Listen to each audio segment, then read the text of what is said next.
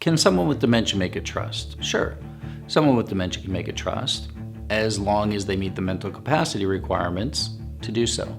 In California, these requirements are explained in our Probate Code, here specifically Section 812, which states that the person must be able to understand and appreciate a couple things. One, the rights, duties, and responsibilities created or affected in making the trust. Two, the probable consequences for themselves and others of making that trust. And three, the significant risks, benefits, and reasonable alternatives that are involved in having made that trust. So if your loved one with dementia does not have the mental capacity to make a new trust, they might be able to create a will or perhaps do a minor amendment to a trust depending on the complexity of that amendment. If you have questions, and you probably do, this is complicated, visit rmolawyers.com, our website, to schedule a free consult.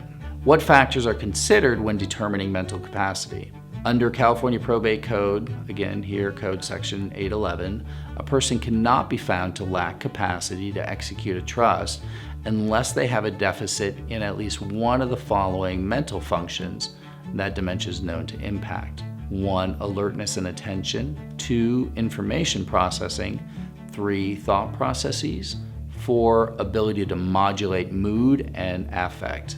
Importantly, the statute states specifically that the mere diagnosis of a mental or physical disorder shall not be sufficient in and of itself to support a determination that the person is of unsound mind or lacks the capacity to do something. The Probate Code also confirms that a person who has a mental disorder may still be capable of executing a trust, and that a judicial determination that a person lacks legal capacity should be based on evidence of a deficit in one or more of the person's mental functions rather than simply on a diagnosis of a person's mental or physical disorder.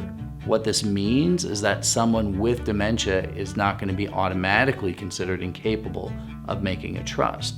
Instead, the deficit must significantly impair their ability to understand and appreciate the consequences of their actions in order for them to be deemed lacking mental capacity. What this really means is, did their deficit prevent them from understanding the specific act that's at issue, the thing that's being challenged? Establishing the answer to that question is what's going to drive the outcome of almost any capacity contest case.